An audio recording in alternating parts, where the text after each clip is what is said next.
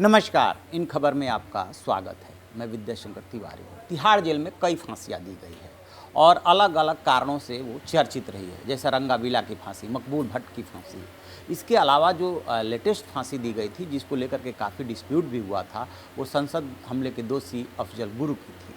वो फांसी कुछ इस तरीके से दी गई थी कि उसमें आरोप ये लगे कि नियम कानूनों का उल्लंघन हुआ है। दरअसल हुआ क्या था कि चूँकि मामला सेंसिटिव था और उस समय प्रणब मुखर्जी राष्ट्रपति थे, जब उन्होंने मर्ची पिटीशन खारिज की तो 8 फरवरी 2013 को फांसी की डेट मुकर्रर हुई।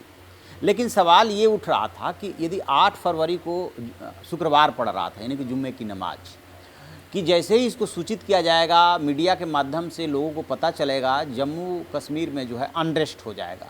लिहाजा एहतियात ये बरता जेल प्रशासन ने कि इसके बारे में किसी को भनक ही नहीं लगने दी। सुबह जो है 2-3 बजे के आसपास अफजल गुरु को जगाया गया और तब उसको जानकारी दी गई कि आज आपको फांसी दी जानी है। फिर जानते हैं अफजल गुरु का क्या रिएक्शन था? अफजल गुरु का रिएक्शन ये था कि मुझे मालूम था, यानी कि अफजल गुरु को ये बात पता चल गई थी। जेल प्रशासन ने लाख छुपाया लेकिन वो छुप नहीं सका।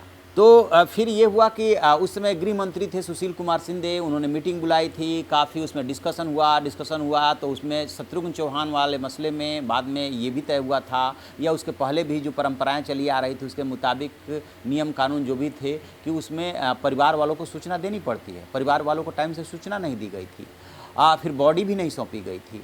तो ये हुआ कि ऐसा ही करना है, बेशक जो है कुछ भी आरोप लगे, क्योंकि फिर अनरेस्ट होने का खतरा है। तो 2 बजे के करीब में उसको उठा करके और ये जानकारी दी गई। बक्सर से रस्सी मंगाई गई थी, चूँकि बक्सर जेल की ही रस्सी काफ़ी फेमस है इसके लिए। फिर बगल में ही डमी की तैयारी की जा रही थी और फिर जो है 6 बजे के करीब अफजल को बताया गया था कि उसे आज और अभी फांसी होनी है, जिस पे कि मैंने बताया कि वो उसका रिएक्शन था कि मुझे पता चल गया था। फिर क्या हुआ, अफजल घबराया नहीं, चाय पिया और चाय पीने के बाद चाय पीते समय जब वो चाय की चुस्की ले रहा था, तब जो 1966 में एक फ़िल्म आई थी बादल, उसका गीत गुनगुना रहा था कि अपने लिए जिए तो क्या जिए, तू जी ए दिल जमाने के लिए।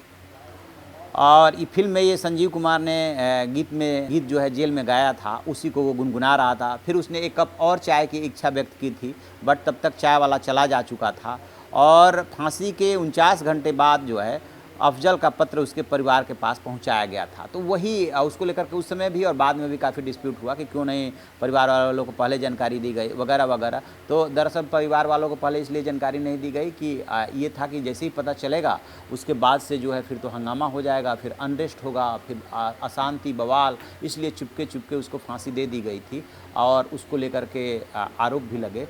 तो ये अफजल की उस दिन की दिनचर्या थी जब अचानक उसको सूचना दी गई और अचानक सूचना देने के बाद जिस तरीके से उसके रिएक्शन की उम्मीद थी कि ऐसे वो रिएक्ट करेगा, वो उसने रिएक्ट नहीं किया था और वो गाना गुनगुनाने लगा था। और बताते ये हैं कि जो सुनील गुप्ता हैं, उन्होंने एक पत्रकार के साथ मिलकर के बुक लिखी है ब्लैक वारंट, उसमें भी इन सब घटनाओं का जिक्र है कि किस तरीके से उस समय की उसकी प्रतिक्रिया थी, क्या उसने कहा था और फिर अल्टीमेटली कैसे सारी चीज़ों को अंजाम दिया गया।